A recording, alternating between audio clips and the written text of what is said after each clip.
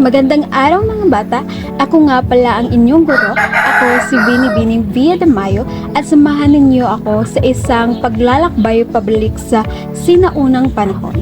Handa na ba kayo? Pero bago ang lahat, kamusta kayo? Parang matamlay kayo ngayong araw na ito.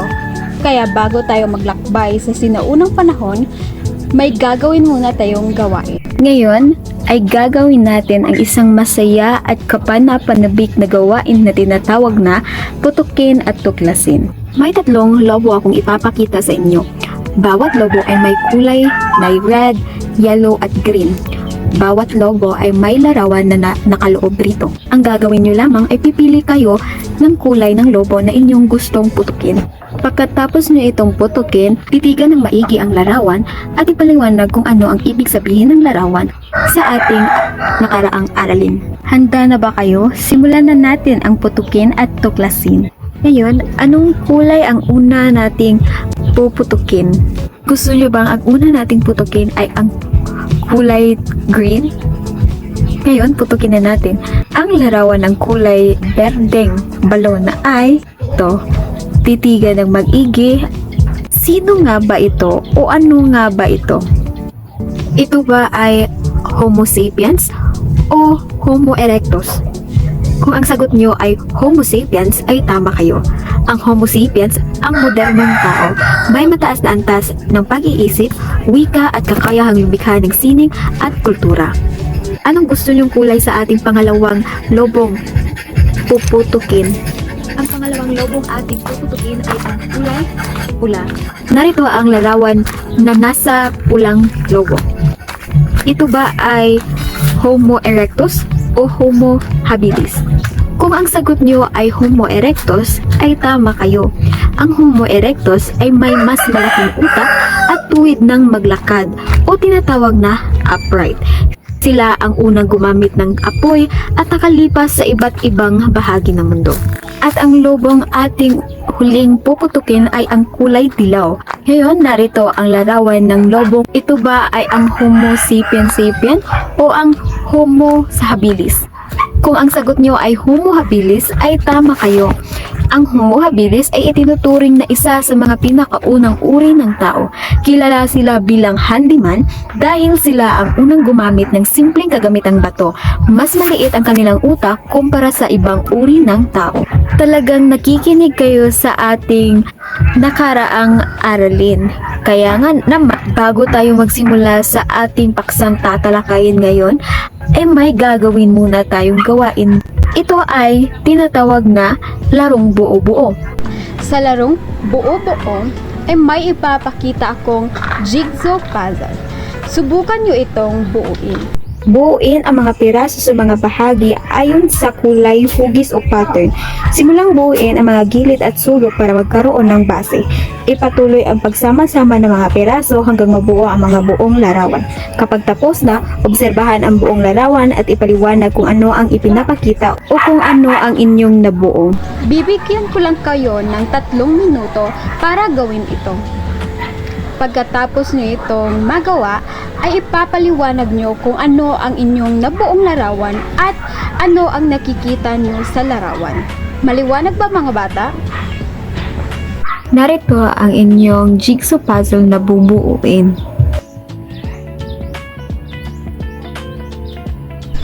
Tapos na ba kayong mga bata? Ngayon, alamin natin kung ano nga ba ang mga nabuo nyong mga larawan. Sa unang larawan, ano ba ang inyong nabuo o nakita? Tama, dito natin nakikita kung ano ang pamumuhay ng mga sinaunang panahon o sinaunang tao sa panahon ng prehistoriko. Pangalawang larawan, may 2 taong nagtatanim. Tama. Sa pangatlong larawan, ito ay apoy. Mga bata, alam niyo na ba kung ano ang ating paksang tatalakayin? Or may ideya na ba kayo? Tama, ang ating tatalakayin ay tungkol sa yugto sa pag-unlad ng kultura sa panahong prehistoriko. Pero bago ang lahat, bago natin tatalakayin yan, ay ilalahad ko muna sa inyo kung ano ang ating layunin sa araw na ito. Ating layunin ay una, natutukoy ang mga pangunahing tuklas sa kaunlaran sa bawat panahon ng Paleolitiko, Mesolitiko, Neolitiko at Metal. Pangalawang layunin ay nakapag-aanalisa ng mga larawan tulad ng artepakto, pamumuhay at imbensyon mula sa panahon ng Paleolitiko, Mesolitiko, Neolitiko at Metal. At pangatlo ay nagpapakita ng aktibong pakikilahok sa talakayan at maipapaliwanag ang pag-unlad ng kultura noong panahon ng prehistoriko. At panghuli ay napapahalagahan ang mga pamana ng mga sinaunang tao. Ang pag-unlad ng kultura noong sinaunang panahon ay nangyari dahil unti-unting nagbabago ang pamumuhay ng tao mula sa pangangaso at pangangalap hanggang sa magkaroon ng mas maayos at organisadong pamayanan. May 4 na yugto sa pag-unlad ng panahon ng prehistoriko.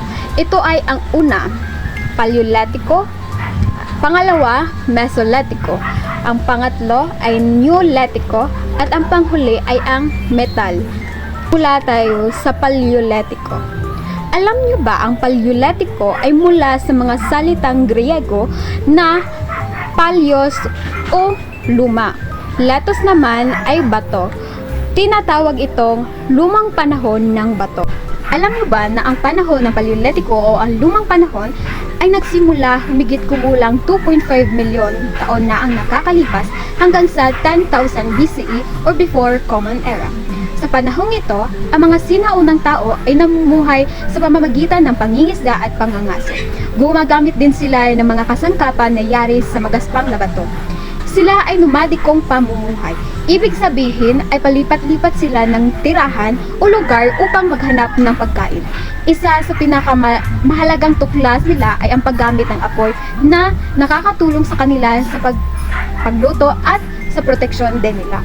Makikita rin sa mga panahong ito ang unang mga sining tulad ng pintura iginuhit sa loob ng mga kuweba. At alam nyo ba na ang materyales na ginagamit nila ay charcoal or uling? Isa na din yon sa materyales na ginagamit nila sa pagpinta. At pangalawa ay clay or yung mga lupa na color pula. Yan yung mga kasangkapan or materyales na ginagamit nila sa pagpinta sa kuweba noong panahon pa ng Paleolitiko.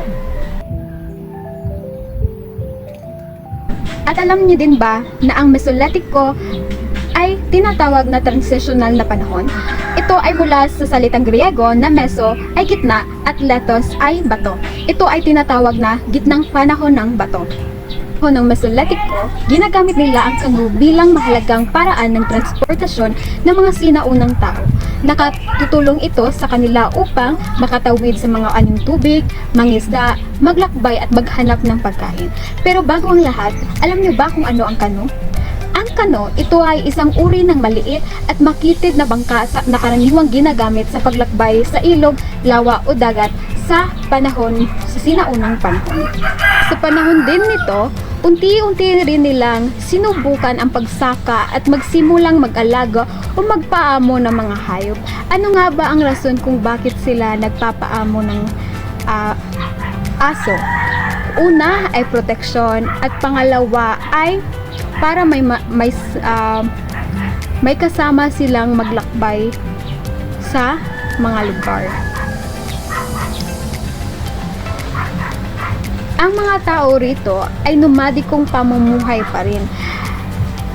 Sapagkat kapag wala na silang makuhang pagkain sa ilog, sa dagat, or sa gubat, ay lilipat pa rin sila ng ibang lugar para makakuha ng pagkain.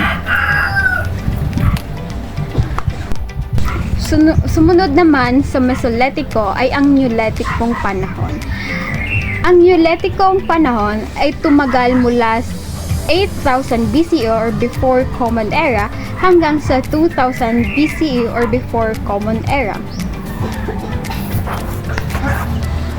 Sa panahong ito, nagsimula ang tunay na pagsasaka at pagtatanim ng mga halaman.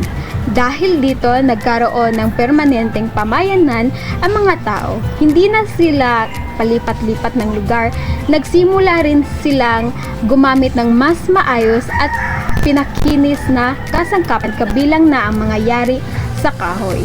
Ito ay ang panahon kung saan mas naging organisado ang pamumuhay ng tao. Hindi na sila, ang mga tao rito ay hindi na nakadepende sa mga hayop sa paligid or sa dagat, kundi ay nakadepende na rin sila sa pagtatanim. Kaya nagkaroon ng permanenteng pamumuhay ang mga tao dito. At ang panghuli ay ang panahon ng metal. Ang panahon ng metal ay nagsimula noong 2000 BC or before Common Era hanggang sa kasalukuyan. Nahahati ito sa panahon ng tanso, bakal at ginto. Sa panahong ito, natutunan ng mga tao ang paggawa ng mga kasangkapan at armas mula sa metal na mas matibay at mas epektibo. Dahil sa pag-unlad ng teknolohiya, nagbago ang kanilang pamumuhay, lumawak din ang kalakalan at pagkikipagpalitan ng produkto sa iba't ibang lugar. Haba ang mga apat na yugto ng pag-unlad ng kultura sa panahon ng prehistoriko. Ito ay ang Paleolitiko, Mesolitiko, Neolitiko at Metal. Ano ang pagkakaiba ng nomadikong pamumuhay at permanenteng paninirahan? Yes, tama. Ang nomadiko ay ang paglilipat-lipat ng tirahan, samantalang ang permanenteng paninirahan ay pananatili sa isang lugar. Sa iyong palagay, alin sa mga yugto ang may pinakamalaking ambag sa kasalukuyan na pamumuhay at bakit?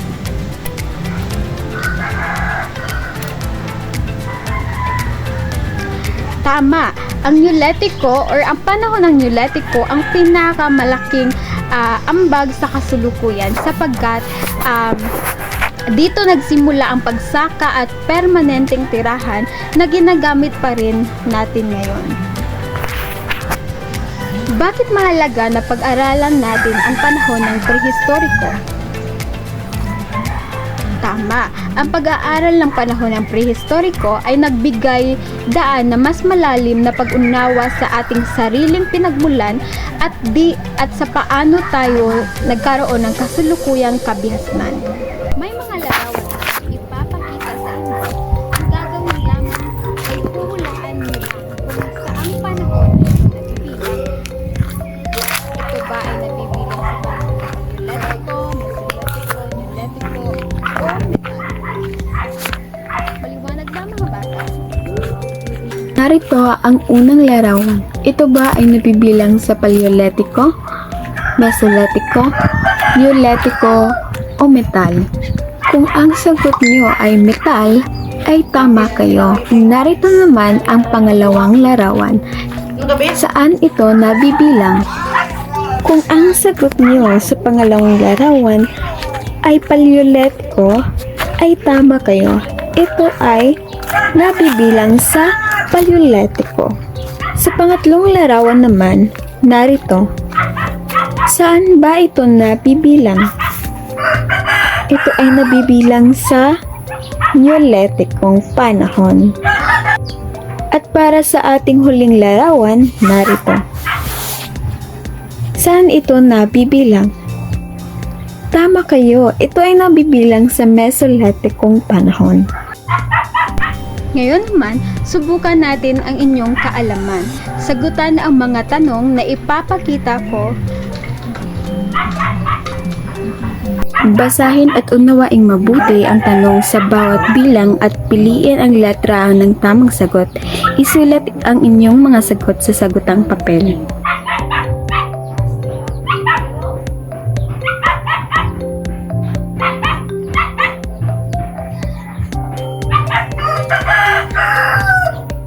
Tapos na ba kayo mga bata?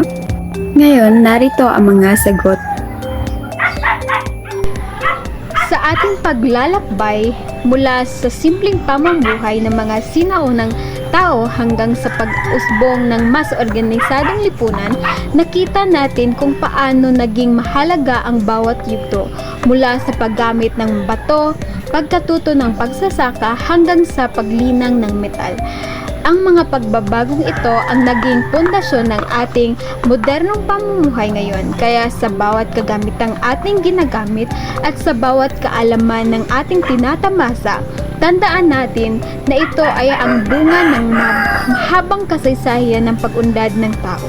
Patuloy nating pahalagahan ang mga ambag ng nakaraan sapagkat dito natin hinuhugot ang ating pagkakakilanlan at kinabukasan. Maraming salamat sa inyong pakikinig at hanggang sa muling nating paglalakbay sa kasaysayan. Huwag kalimutang mag-aral at tuklasin ang kasaysayan. Hanggang sa muli, paalam!